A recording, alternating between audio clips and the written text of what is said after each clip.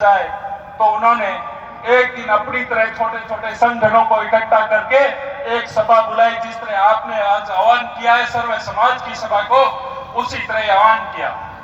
फिर वहां मीटिंग हुई मछलियों की और उन्होंने एक फैसला किया। जब दूसरा दिन हुआ और वो बड़ी मछली हमेशा की तरह शिकार करने के लिए आई, लेकिन आज कुछ मामला कुछ अलग था, तो मीटिंग में कुछ फैसला हो गया था और उन्होंने देखा कि बड़ी मछली एक उसके सामने बहुत बड़ी मछली खड़ी थी और उससे वो डर के अपना फैसला बदलने चली गई और पीछे हटने लगी। जैसा कि तय हुआ कि जब वो मछली आए तो सारी छोटी छोटी मछलियां इकट्ठे होके एक बड़ी मछली का रूप धारण कर लिया और उस एक जो अपने आप को बड़ी दिखती थी उसको एक ऐसी हुंकार, एक ऐसी उन्माद की जिससे वो डर के चलेगी।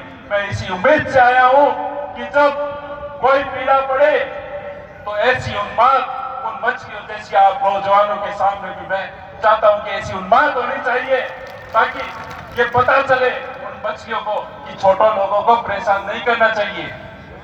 मेरे साथियों, एक बात मानता हूं कि मैं ये कहना चाहता हूं कि पीड़ा किसी की भी हो, हम मानव हैं, हमें उस पीड़ा के साथ इकट्ठा होना चाहिए। जाति है, धर्म है और जाति है तो समाज भी है और समाज है तो उसके अंदर संस्कार भी है और संस्कार है तो उसके अंदर विवेक भी है। और विवेक क्या है हमारे अंदर? वो है मानवता का विवेक। मानवता क्या है कि हम हमारे जैसे प्राणी अर्थात इस पृथ्वी के अंदर जितने भी प्राणी हैं उनकी पीड़ाओं को समझे, महसूस करें, इसको बोलते हैं मानवता। इसी मानवता के कर्तव्य का निवारण करने मैं आज आपके समक्ष आपके साथ कंधा से कंधा मिलाने खड़ा हुआ हूं। जंगलों में जानवर भी रहते हैं, भालू भालू के साथ रहता है, हाथी हाथी के साथ रहता है, वो भी हमारी तरह जीवन निर्वाह करते हैं, लेकिन उसके अंदर और हमारे अंदर एक फर्क है। वो फर्क यह है कि वो अपने से भिन्न जो जनता जो जीव होते हैं उसको बख्शन या फिर आक्रामक समझते हैं, लेकिन हम मानव हैं, हम मानवता दिखाते हैं। हम एक दूसरे का साथ देने के लिए, एक दूसरे की पीड़ा को समझने के लिए एकत्रित होते हैं। पीड़ा किसी की भी हो, अच्छी हुई हो, गलत हुई हो, इसका फैसला तो वक्त करेगा। न्याय करने वाले हमारे बुजुर्ग बैठे हैं, वो करेंगे, लेकिन पीड़ा जब पहले आई है तो हमको एकजुट होना चाहिए। और वो भी इस डेमोक्रेसी में इन अफसरों के द्वारा। ये कैसे हम गले में उतार ले कि अफसर हमको चलाएगा? कैसे चला सकता है अफसर? ये डेमोक्रेसी है, हम चलाएंगे, हमारी सरकार है, हमारी जनता है, हम चलाएंगे। दोस्तों, आपको कुछ पीछे ले जाता हूं।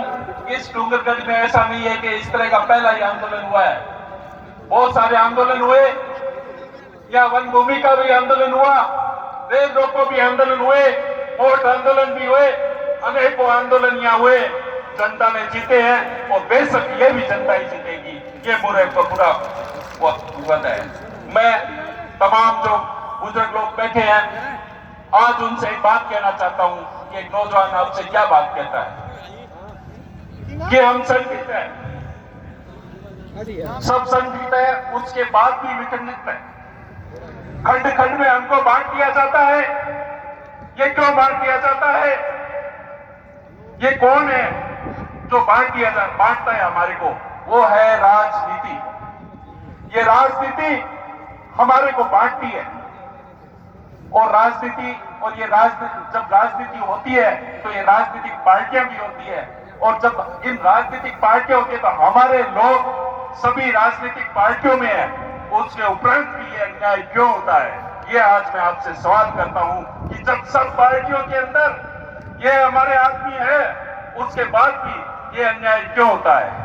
ये सवाल मैं आपसे करता हूं। आज एक बात और मैं बुजुर्गों से कहना चाहता हूं कि आपसे एक विनम्र अपील है कि इन राजनीतिक पार्टियों को बेटा बना के रखो, बाप मत बनाओ। इन राजनीतिक पार्टियों को बेटा बना के रखो। बेटा कैसे? एक घर होता है, उसके अंदर एक औलाद, दो औलाद, तीन औलाद होती है, लेकिन हमारे माँ बाप अगर समानता का भाव रखते हैं तो घर में शांति रहती है, सब तरह की बात रहती, सुख शांति रहती है। लेकिन किसी को ज्यादा या कम करे तो अशांति का माहौल पैदा होता है। मैं इन बुजुर्गों से कहना चाहता हूं कि आप इनको बेटा बना के रखिए, सीने से लगाइए, कंधे पर बिठाइए, लेकिन सर पर मत बिठाइए, सर पर मत बिठाइए इन राजनीतिक पार्टियों को, क्योंकि सर पर बिठाओगे तो गाली आपको भी पड़ेगी तो हमारे को भी पड़ेगी। देखो औलाद को माथे पे बिठा लिया, हम वो नहीं चाहते। इन्हीं शब्दों